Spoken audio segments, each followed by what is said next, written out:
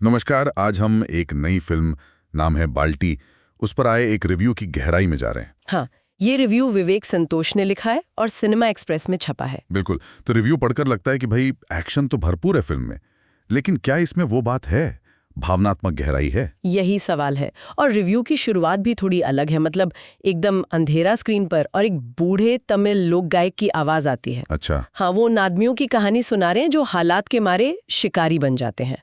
तो मूड तो शुरू में ही सेट कर दिया है। ये तो कहानी सेट करने का एक अनोखा तरीका लगता है।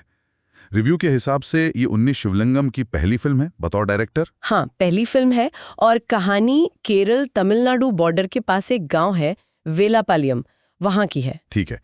तो कहानी है 4 दोस्तों की, उदयन, कुमार, रमेश और मणि।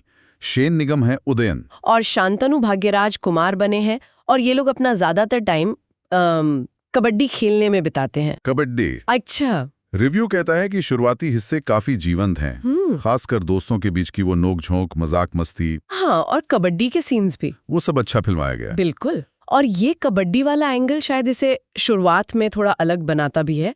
हालांकि रिव्यू ये भी कहता है कि जो मूल कहानी है ना, कि बेरोजगार लड़के अपराध की दुनिया में खिंच जाते हैं। हाँ, वो तो काफी देखी सुनी सी लगती है। मतलब कुछ नया नहीं है उसमें। अच्छा। फिर कहानी में 3 मुख्य विलेन आते हैं ना? हाँ, 3 है। एक तो है पोर्थमराय भैरवन, सेल्वा राघवन ने निभाया है ये रोल। बड़ा क्रूर साहूकार है। दूसरा है सोडा बाबू, ये अल्फोंस पुथरेन बने हैं। गैंगस्टर है लेकिन सोडा फैक्ट्री की आड़ में तस्करी करता है। अल्फोंस पुथरेन डायरेक्टर वाले, वो एक्टिंग कर रहे हैं। हाँ, वही। और तीसरी है गीमा, ये पूर्णिमा इंद्रजीत ने निभाया है। पहले यौन कर्मी थी, अब साहूकार बन गई हैं। अरे वाह, किरदारों का जमावड़ा तो दिलचस्प लग रहा है। हाँ, यहीं से रिव्यू कहता है कि फिल्म का पहला हाफ बहुत तेज चलता है, एकदम रफ्तार में। जैसे कबड्डी मैच है, फिर एक रेस्टोरेंट में लड़ाई होती है, सोडा बाबू की फैक्ट्री पर हमला। ये एक्शन सीन्स बहुत अच्छे से फिल्माए गए हैं। अच्छा। रिव्यू में लंबे टेक्स का भी जिक्र था शायद, बिना कट वाले शॉट्स। हाँ बिल्कुल, लंबे टेक्स और कम कट्स का इस्तेमाल हुआ है, जिससे वो ज्यादा असली लगते हैं, एकदम इंटेंस। ये तो आजकल एक्शन फिल्मों में काफी देखने को मिलता है। सही।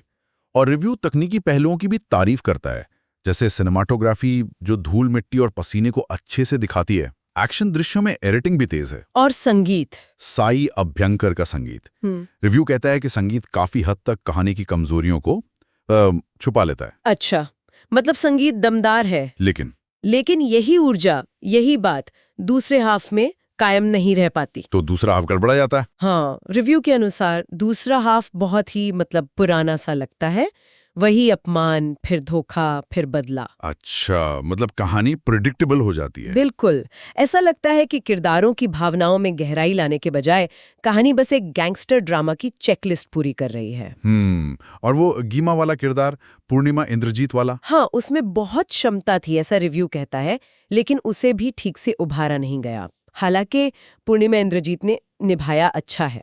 तो मतलब लिखने में कमी रह गई शायद। एक और दिलचस्प बात रिव्यू ने उठाई है भाषा को लेकर। भाषा मतलब? जो कुमार का किरदार है शांतनु भाग्यराज वाला, वो ज्यादातर मलयालम बोलते हैं। तो रिव्यू कहता है कि ये बॉर्डर की कहानी के लिहाज से थोड़ा अटपटा लगता है। वहां तो तमिल और मलयालम का मिश्रण होना चाहिए था ना? बात तो सही है, इससे स्वाभाविकता थोड़ी कम हो जाती होगी। बिल्कुल। लेकिन किरदारों के प्रदर्शन की तारीफ है। हाँ, एक्टर्स ने अच्छा काम किया है। हाँ, प्रदर्शन दमदार बताए गए हैं। शेन निगम को काफी संयमित और नेचुरल कहा है। शांतनु लालची दोस्त के रूप में अच्छे हैं। सेल्वा राघवन तो डरावने लगे ही हैं। और अल्फोंस पुथरेन गैंगस्टर की रोल में वो अपने किरदार में कुछ अलग करते हैं, ऐसा रिव्यू कहता है। मतलब टिपिकल गैंगस्टर नहीं, लेकिन जो हीरोइन है प्रीति असरानी, उनके किरदार को कमजोर लिखा गया बताया है।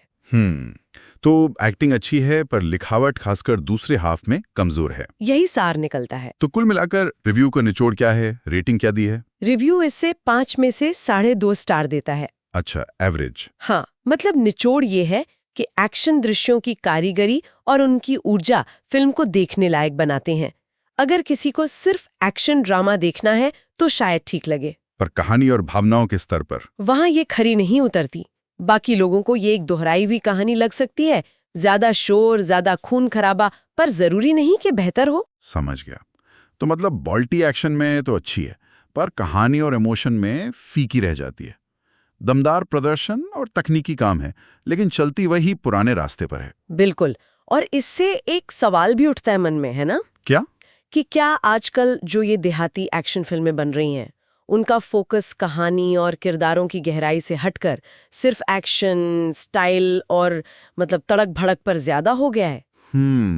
ये सोचने वाली बात है कि शायद बनाने वालों को लगता है कि दर्शक शायद यही देखना चाहते हैं। हो सकता है। पर क्या इस चक्कर में अच्छी कहानी कहने की कला पीछे छूट रही है? ये एक बड़ा सवाल है। बिल्कुल, इस पर सोचना चाहिए। चलिए, तो ये था बॉल्टी के रिव्यू का हमारा विश्लेषण। हाँ, देखते हैं दर्शक इसे कैसा रिस्पॉन्स देते हैं।